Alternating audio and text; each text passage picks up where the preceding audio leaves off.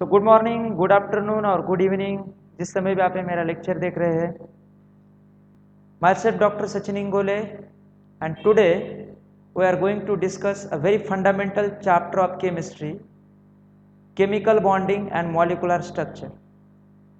This is very important lesson for those students which are going to prepare for NEET, JEE Mains, JEE Advanced या फिर regional common entrance test. मतलब हर एक state में CET के exam अलग तरीके से होते हैं। तो चाहे आप एग्जाम कौन सा भी हो, नीट, जेईई मेंस या CET, chemical bonding is the most important and vital chapter for the preparation of chemistry. क्योंकि केमिस्ट्री में आपको रिएक्शंस है और रिएक्शंस आपको तभी समझ में आएंगे अगर आप केमिकल बॉन्डिंग बेहतरीन तरीके से समझ पाएंगे।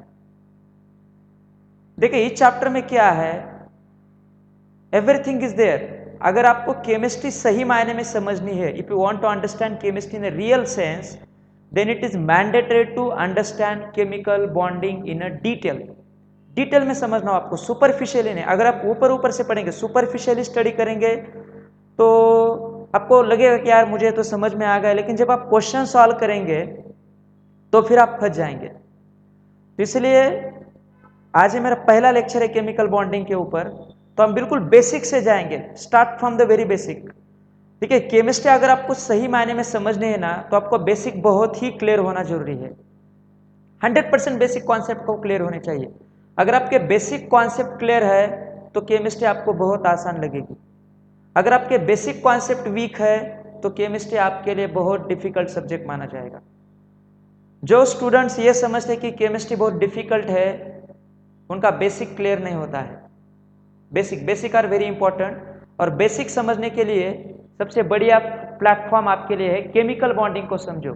चाहे वो इनऑर्गेनिक केमिस्ट्री हो, ऑर्गेनिक केमिस्ट्री हो, फिजिकल केमिस्ट्री हो, आपको हर एक केमिस्ट्री के ब्रांचेस में केमिकल बॉन्डिंग का क्वेश्चन, केमिकल बॉन्डिंग का कॉन्सेप्ट अप्लाई रहेगा। So chapter is very very very very important. So in today's lecture we are going to see some basic concept of the chemistry, ताकि आपको उसका detail समझ में आए। तो चैप्टर का नाम है chemical bonding and molecular structure.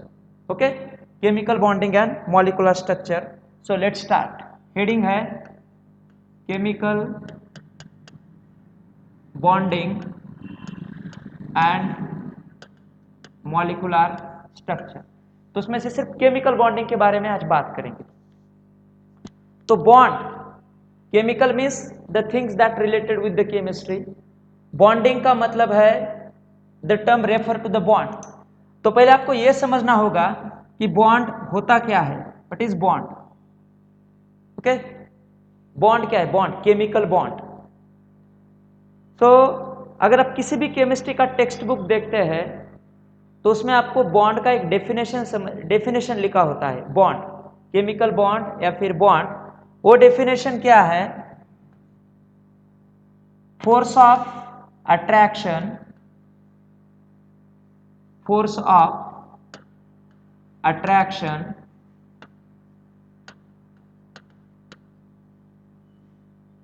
which holds constituent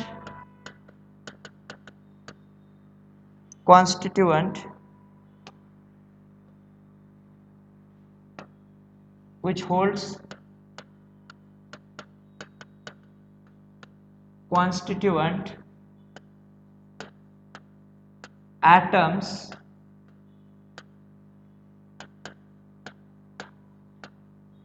together. Force of attraction which holds constituent atoms together in a given molecule. In a given molecule. So ये होता है किसी भी केमिस्ट्री के टेक्स्ट बुक में दिया हुआ केमिकल बॉन्ड का डेफिनेशन, केमिकल बॉन्ड। तो इसको समझने की कोशिश कीजिए आप, ये क्या है? Force of attraction which holds constituent atoms together in a given molecule. यहां पर एटम 2 बार लिख दिया तो उसको कट करेंगे। Okay, so force of attraction, see there are 2 types of forces exist. एक होता है फोर्स ऑफ अट्रैक्शन और दूसरा होता है फोर्स ऑफ रिपल्शन। तो आपने को बात करनी है फोर्स ऑफ अट्रैक्शन के बारे में। फोर्स ऑफ अट्रैक्शन, अट्रैक्शन मतलब the type of force which holds together, जो चीजों को पकड़ के रखता है। तो बॉन्ड क्या है? Force of attraction which holds, holds मतलब बाइंडिंग, एक साथ रखना। तो एक ऐसी फोर्स है जो एक साथ रखती है, किसको एक साथ रखती है? कॉन्स्टिट्यूएंट एटम्स को एक साथ रखती है। टुगेदर मतलब एक साथ, कॉन्स्टिट्यूएंट एटम्स को एक साथ रखती है दिए गए मॉलिक्यूल में। एग्जाम्पल को समझने की कोशिश कीजिए। H2O, this is the very fundamental chemical that we use in our day to day life. H2O जिसे आप पानी कहते हैं या फिर जल ही जीवन बोलते हैं ना। So this is the life, water is the life, without water living appearance is not possible. So H2O में अब देखेंगे, अगर केमिस्ट्री की बात करेंगे, if you want to study water in respect to chemistry, तो H2O ये मॉलिक्यूल है। अब H2O में दो टाइप्स के एटम है, एक हाइड्रोजन है और एक ऑक्सीजन है। अब ये दो एटम एक साथ क्यों रहते हैं? Why this atoms come together? Because there is a force, there is a force of attraction. इन दोनों के बीच में एक फोर्स ऑफ अट्रैक्शन है, जो फोर्स इन तीन एटम्स को एक साथ रखता है। दो हाइड्रोजन और एक ऑक्सीजन, ये तीन एटम्स है ना, तो इन तीन एटम्स को एक साथ रखने वाला कोई तो भी फोर्स है। इसी फोर्स को बोलते हैं आप केमिकल बॉन्ड।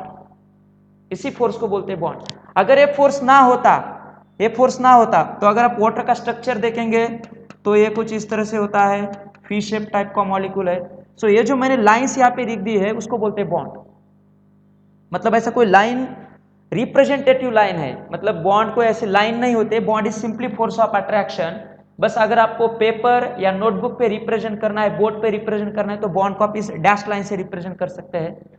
ओके, सो अगर ये फोर्स ना होता तो वाटर और हाइड्रोजन के मॉलिक्यूल एटम्स एक साथ नहीं रहते। If there were no force of attraction between this two elements, then it is quite difficult to remain together them. तो एक साथ नहीं रहते, और अगर एक साथ नहीं रहते तो फिर वाटर जैसा कोई कंपाउंड ही नहीं बनता। लेकिन वाटर मॉलिक्यूल बनता है, एक्सट्रीमली स्टेबल है। इसका मतलब ये दो एटम्स एक साथ रहते हैं, एक साथ रहते हैं, एक साथ तभी रह सकते हैं अगर एक साथ कोई भी चीज एक साथ तभी रह सकती है अगर इनके बीच में कोई फोर्स ऑफ अट्रैक्शन है, और इसी फोर्स को अट्रैक्शन का बोलते हैं बॉन्ड। टेक अनदर एग्जांपल, दूसरा मॉलिक्यूल लीजिए Na and Cl, sodium chloride, another very important molecule that we use on our day to day life. Sodium chloride, salt, नमक। तो अब ये दो एटम्स एक साथ रहते हैं, sodium and chlorine. So sodium और क्लोरीन एक साथ रहते हैं, इसका मतलब इन दोनों के बीच में कोई तो भी फोर्स है। दैट फोर्स, ये फोर्स क्या करता है? ये दो एटम्स को पकड़ के रखता है, और ये दो एटम नजदीक आते हैं और आपको मिलता है सोडियम क्लोराइड जैसा कोई मॉलिक्यूल। अगर इन दो एटम्स के बीच में कोई फोर्स ना होता तो ये दो एटम्स एक साथ नहीं रहते, तो सोडियम क्लोराइड बनता ही नहीं। लेकिन सोडियम क्लोराइड बनता है। This is the proof that there is a force of attraction between this two, और इसी फोर्स ऑफ अट्रैक्शन को आप क्या बोलेंगे? बॉन्ड बोलेंगे। तो ये होता है chemical bond, force of attraction which holds constituent atoms। constituent मतलब ये दो एटम्स, सोडियम क्लोराइड बना है सोडियम एंड क्लोरीन से, वाटर बना है दो हाइड्रोजन और एक ऑक्सीजन से, इसे कहते हैं कॉन्स्टिट्यूएंट एटम्स, जिससे मॉलिक्यूल बनता है। तो इन एटम को पकड़ के रखने वाला एक फोर्स होता है, इसको बोलते हैं बॉन्ड। बराबर समझ में आया? बस इतना सा सिंपल सा डेफिनेशन है, आपको समझना होगा। It is the force of attraction which holds constituent atoms together in A given molecule, this is the bond. समझ में आ रहा है बच्चों? तो अब आपको चैप्टर में आगे जाना है, और बॉन्ड कौन से होते हैं ये समझना है भैया। So there are two types of bond, मतलब फंडामेंटली अगर इस चैप्टर की आप बात करेंगे तो क्लियरली बेसिक पे आपने 10th में भी पढ़ा होगा कि दो टाइप्स के बॉन्ड होते हैं at the basic level, ionic bond and covalent bond. बराबर? सो आयोनिक बॉन्ड और कोवैलेंट बॉन्ड ये दो फंडामेंटल टाइप्स के बॉन्ड हैं। लेकिन अगर आपको डिटेल में जाना है, so you will get different types of bond. तो मैं यहाँ पे लिस्ट करता हूँ बॉन्ड कौन कौन से आपके पूरे सिलेबस में 11, 12, JEE mains, advance, NEET etcetera. ये जो टर्म्स मैं अभी आपको लिख रहा हूँ यहाँ पे, उसमें से कई टर्म्स आपने इससे पहले सुने होंगे, आपको कुछ बहुत जानकारी होगी, थोड़ी बहुत। Few terms would be absolutely new for you people. तो बॉन्ड के टाइप्स होते हैं, types of bond, types of bond. Bond मतलब ऑब्वियसली केमिकल बॉन्डिंग की बात होगी। टाइप्स ऑफ केमिकल बॉन्ड, तो उसमें से सबसे पहला होता है आयोनिक बॉन्ड। आयोनिक बॉन्ड, ये बहुत कॉमन है, आपको बेसिक लेवल में इसके बारे में थोड़ी बहुत जानकारी थी। आयोनिक बॉन्ड जो दो आयंस के बीच में बनता है, एक मेटल होता है, metal donates electron, it forms cation, non metal accept electrons and it forms anion. Cation के ऊपर पॉजिटिव चार्ज होता है, एनायन के ऊपर नेगेटिव चार्ज होता है। This two atoms comes together and they form a bond, इसको बोलते हैं आयोनिक बॉन्ड। ओके, इसके बारे में थोड़ी बहुत जानकारी आपको बेसिक लेवल पे है। दूसरी बात है, दूसरा बॉन्ड है covalent bond, extremely important to understand chemistry, particularly organic chemistry. Covalent bond होता है। एक और बॉन्ड होता है coordinate bond, coordinate bond. Okay, एक और होता है मेटालिक बॉन्ड, दो मेटल के बीच में एग्जिस्ट करने वाला फोर्स ऑफ अट्रैक्शन है ना बच्चों, metallic bond, metallic bond. One more type of bond is there जिसको आप हाइड्रोजन बॉन्ड बोलेंगे, हाइड्रोजन बॉन्ड। इसका बेसिक शायद आपको क्लियर नहीं होगा, ये थोड़ा सा नया टर्म्स है जो आपको 11th और 12th स्टैंडर्ड में है। इसके बारे में 10th या फिर अर्लियर क्लासेस में कोई जानकारी नहीं होती। हाइड्रोजन बॉन्ड भी होता है। एक और होता है जिसको बोलते हैं आप dipole, dipole force of attraction, ये भी एक तरह से बॉन्ड ही है, dipole, dipole force of attraction या फिर डाइपोल, डाइपोल फोर्स।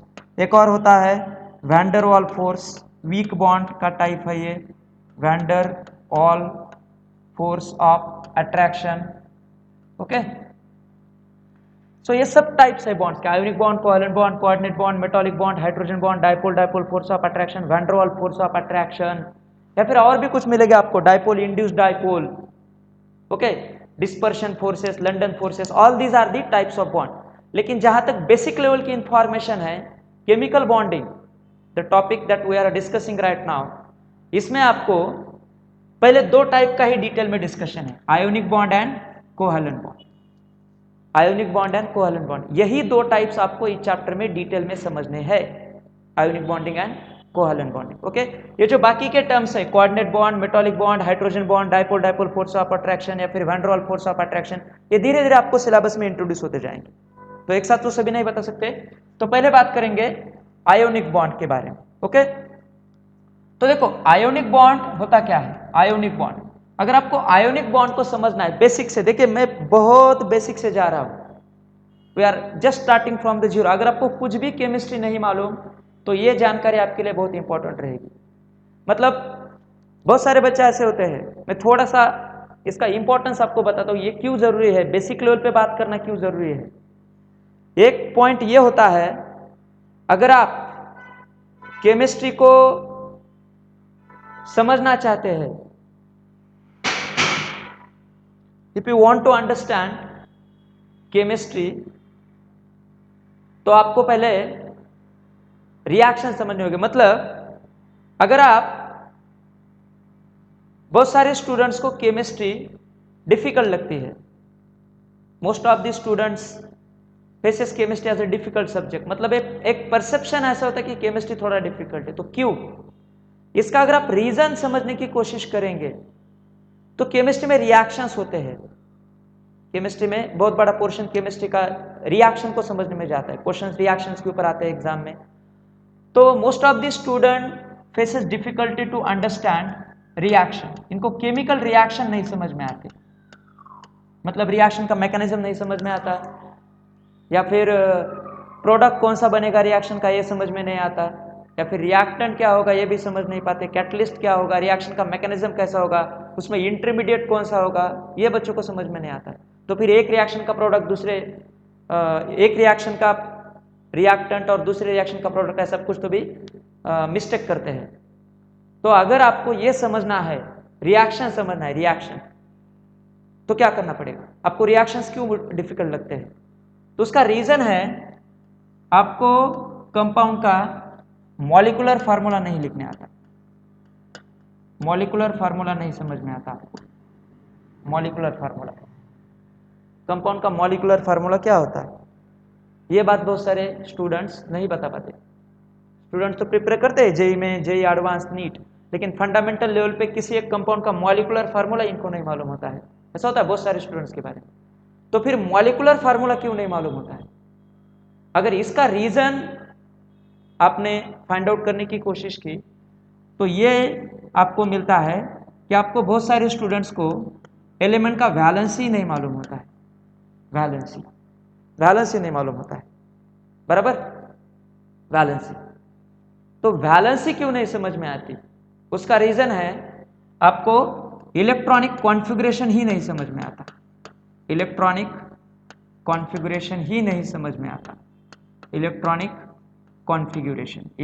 कॉन्फ़िगरेशन मतलब इलेक्ट्रॉन्स की अरेंजमेंट, डिफरेंट शेल में इलेक्ट्रॉन्स कैसे प्रेजेंट होते हैं, इसको बोलते हैं इलेक्ट्रॉनिक कॉन्फ़िगरेशन।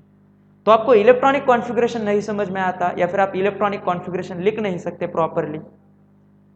ये क्यों नहीं लिख सकते? इसका अगर रीजन आप फाइंड आउट करने की कोशिश करेंगे तो आपको ये समझ में आएगा, आपको एटॉमिक नंबर नहीं मालूम होते। So chemistry starts with atomic number. Atomic number is the very very very crucial point. Atomic number नहीं मालूम होता, so one can not write electronic configuration. Electronic configuration नहीं मालूम तो आप वैलेंसी नहीं प्रेडिक्ट कर सकते। वैलेंसी अगर प्रेडिक्ट नहीं किया आपने तो आप मॉलिक्यूलर फार्मूला नहीं बता सकते, या फिर बताएंगे तो भी गलत होगा। और अगर आपको मॉलिक्यूलर फार्मूला नहीं लिखने आता तो आप रिएक्शन को सही मायने में समझ नहीं सकते। समझ में आना चाहिए, समझ में। Chemistry is the subject of understanding. आप केमिस्ट्री का पढ़ाई रट के नहीं कर सकते, चलो ये पूरा पेज रट लिया और हो गया, ऐसा नहीं होगा। क्योंकि एग्जाम में केमिस्ट्री के जो भी क्वेश्चंस आते हैं वो सब अप्लाइड बेस पे होते हैं, एप्लीकेशन। और अगर आपको एप्लीकेशन समझना है, एप्लीकेशन अप्लाइड क्वेश्चन आपको सॉल्व करने हैं, तो आपको सब्जेक्ट को अंडरस्टैंड करना होगा। रटने से कोई फायदा नहीं है। लर्निंग बेस्ड स्टडी केमिस्ट्री में नहीं चलेगा। You have to understand the subject right from very basic to very advance. और एडवांस लेवल तक आप तभी जाएंगे अगर आपका बेसिक क्लियर है। अगर आपको ये नहीं मालूम एटॉमिक नंबर तो आप यहाँ पे कैसे आएंगे? स्टेज होते हैं, एटॉमिक नंबर क्लियर कीजिए, इलेक्ट्रॉनिक कॉन्फ़िगरेशन क्लियर होगा। इलेक्ट्रॉनिक कॉन्फ़िगरेशन क्लियर कीजिए, वैलेंसी क्लियर होगी। वैलेंसी क्लियर कीजिए, मॉलिक्यूलर फार्मूला आप लिख सकेंगे। मॉलिक्यूलर फार्मूला लिखेंगे, रिएक्शन समझ में आएंगे। बहुत सारे बच्चे क्या करते हैं, ये सबको छोड़ देते हैं, ये सब स्टेजेस छोड़ देते हैं और सीधा यहाँ पे आते हैं और रिएक्शन को लर्न करते हैं, रटने की कोशिश करते हैं। ये रिएक्टेंट, ये प्रोडक्ट, ये रिएक्टेंट, ये प्रोडक्ट, तो फिर फंसना तो तय है, अब फंस जाएंगे। तो इसलिए केमिस्ट्री को लर्निंग करना छोड़िए, आप रटना छोड़िए, इसको आप बेसिक से लेकर समझने की कोशिश कीजिए। स्टेजेस होते हैं, अब सीधा ऊपर वाली स्टेज तक गए तो फिर मुश्किल है ना। You have to climb one by one, atomic number to electronic configuration to valency to molecular formula to reaction. Okay, जो मैंने अभी बॉन्ड्स के टाइप बताया आपको, ये ionic bond, covalent bond, coordinate bond, इनको अगर आपको समझना है ना, आयोनिक बॉन्ड को समझना है आपको, मॉलिक्यूलर फार्मूला, आयोनिक कंपाउंड के मॉलिक्यूलर फार्मूले क्या होते हैं, इसको अगर आपको समझना है, मतलब आपको ये क्लियर करना है मॉलिक्यूलर फार्मूला, तो आपको valency, electronic configuration, atomic number clear होना चाहिए। तो आपके लिए पहला टारगेट ये है एटॉमिक नंबर। एटॉमिक नंबर, उसके लिए पीरियोडिक टेबल होता है। हाइड्रोजन का एटॉमिक नंबर 1 है, helium 2, lithium 3, beryllium 4, boron 5, carbon 6, वैसे एटॉमिक नंबर होते हैं। You have to learn first 20 elements, कम से कम पहले 20 एलिमेंट्स का एटॉमिक नंबर आपको क्लियर होना चाहिए। अगर आपको क्लियर है, मतलब if you are listening this lecture and you are clear with atomic number of first 20 elements, then there is no any point, आपको केमिस्ट्री समझ में आएगी। अगर आपको पहले 20 एलिमेंट के एटॉमिक नंबर नहीं मालूम तो आपको इसको क्लियर करना होगा। एटॉमिक नंबर नहीं मालूम मतलब आप इलेक्ट्रॉनिक कॉन्फ़िगरेशन नहीं लिख सकते, आपको समझ में नहीं आएगा, तो फिर आप रटने की कोशिश करेंगे। And at the moment that you have to start the things learning, आप गलत कर रहे हैं। लर्निंग नहीं करना है केमिस्ट्री को, लर्निंग नहीं, केमिस्ट्री को अंडरस्टैंड करना है। केमिस्ट्री अंडरस्टैंड से पढ़ने वाला सब्जेक्ट होता है, लर्निंग से आप नहीं कर सकते केमिस्ट्री। सो एटॉमिक नंबर अगर आपको पहले 20 तक क्लियर है तो आप 30 तक जा सकते हैं। Hydrogen is the first element and calcium is the 20, तो ये क्लियर है तो आप 21 स्कैंडियम से लेके जिंक तक जाइए।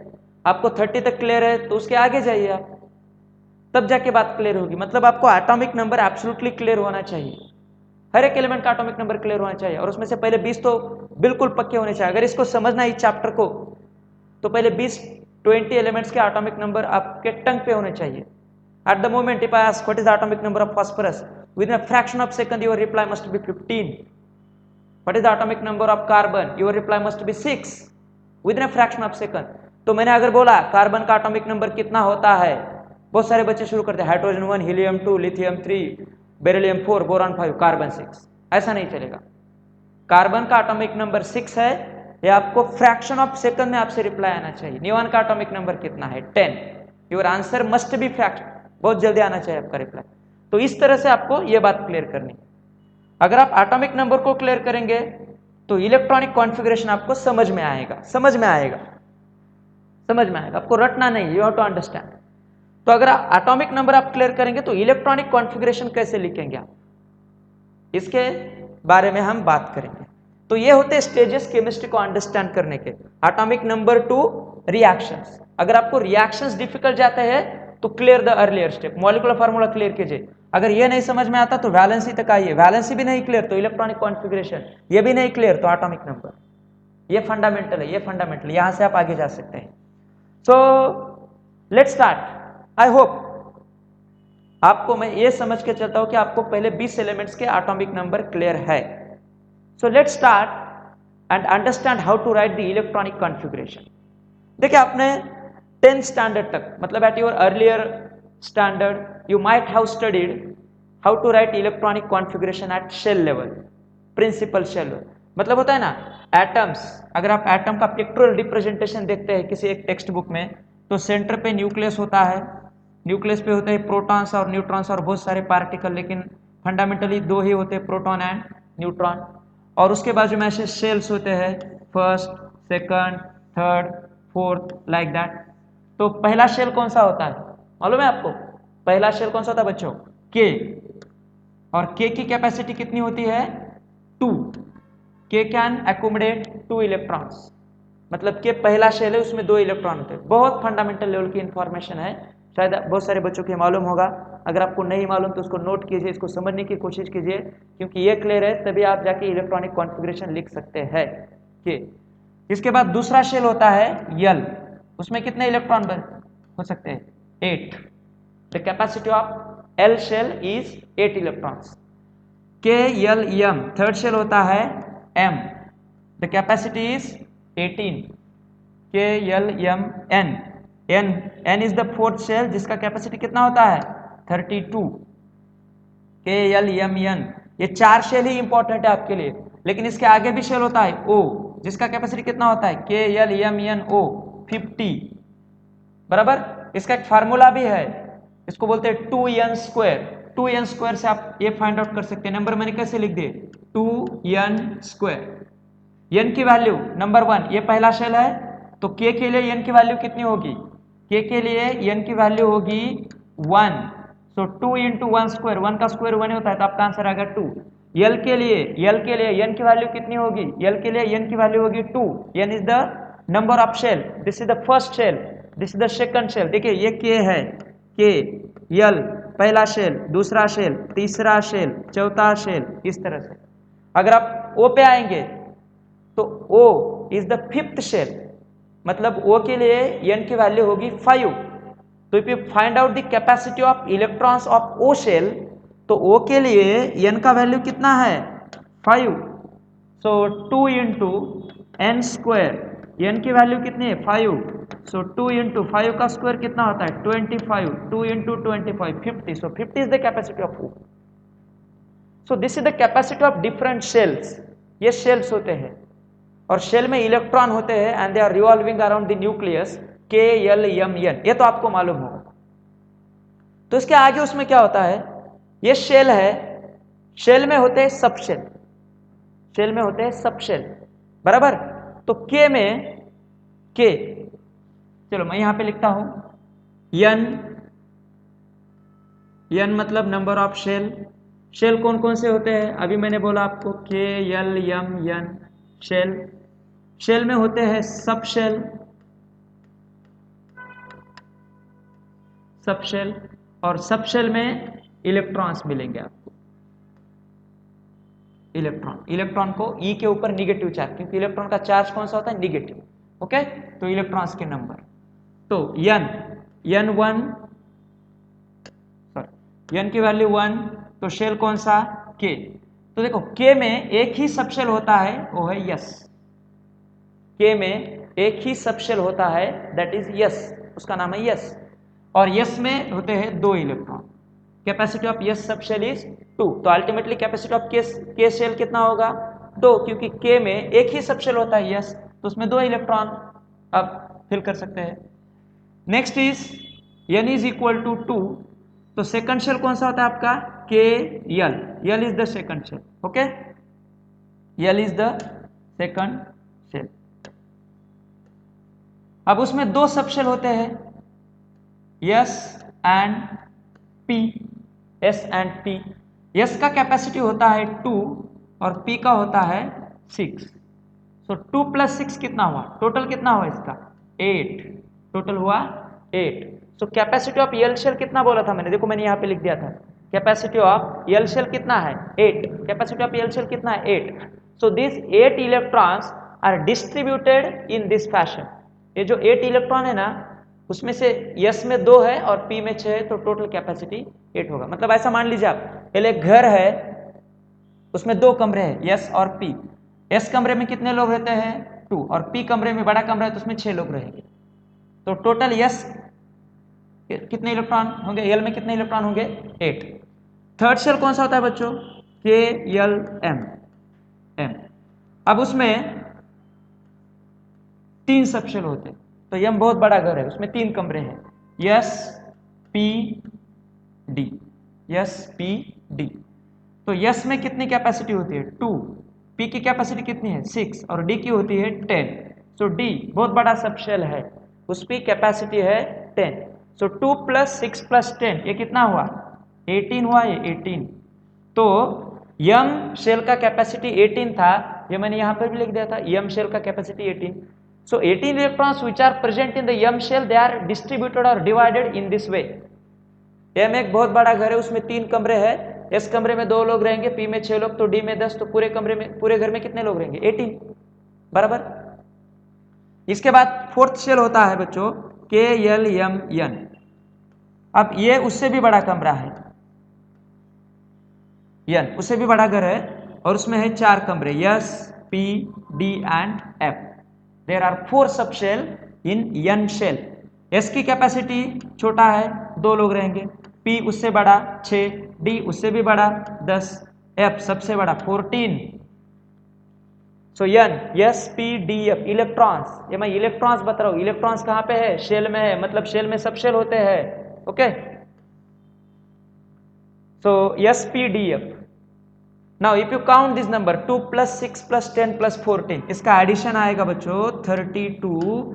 तो n capacity of n shell is 32, ये मैंने यहाँ पे लिख दिया था, n की कैपेसिटी 32 है। So 32 electrons of n are distributed in this way s2 p6 d10 f14। अगर आप इस चार्ट को देखेंगे केयरफुली तो आपको ये समझ में आएगा यस सब शेल की कैपेसिटी, यस चाहे कौन से भी शेल में, उसकी कैपेसिटी कितनी है 2। तो यस सब शेल में ज्यादा से ज्यादा आप 2 इलेक्ट्रॉन्स फिल कर सकते हैं, उसकी साइज ही उतनी छोटा साइज है। पी की कैपेसिटी देखिए, पी कहां पे यल में है 6, एम में है 6, एन पे भी 6। पी सब शेल के शेल में नहीं होता है, के में सिर्फ एक घर है, उसमें एक ही कमरा है। ओके, एक सिंगल रूम है और उसमें 2 लोग रह सकते हैं। यल में 2 कमरे यस एंड पी, एम में 3 है एस पी डी और एन में एस पी डी एफ। अगर आप नेक्स्ट की बात करेंगे 5, तो उसमें आएगा O, तो उसमें 5 कमरे बनेंगे। देखो S P D F and G. अब अगर आप कैपेसिटी की बात करेंगे तो यस की कैपेसिटी 2 होती है, पी की 6, डी 10, एफ 14, जी का कितना होगा फिर बोलो, जी का होगा 80 and if you make them addition number becomes 50. so O shell की कैपेसिटी कितनी होती है 50 and this 50 electrons are distributed in this way S2 P 6 D 10 F 14 G 18. so this is the different types of subshells present in the atoms along with their capacity of electrons. ये होता है electrons का capacity in different subshell. देखो आपने 10वीं तक ये पढ़ा था, at your earliest standard you already understand electrons are present in K L M N O, ये तो मालूम है आपको। अब 11th में आपको क्या नया समझ में आया कि शेल में सबशेल होते हैं और सबशेल में इलेक्ट्रॉन्स है बराबर, सबशेल, और हर एक सबशेल का कैपेसिटी देखिए, यस का 2 है, पी का 6 है, डी का 10 है, एफ का 14 है, जी का 18 है। तो ये जानकारी आपको बहुत ज़्यादा काम आएगी जब आप किसी एक एलिमेंट्स का इलेक्ट्रॉनिक कॉन्फ़िगरेशन लिखेंगे सबशेल लेवल पे, सबशेल लेवल पे।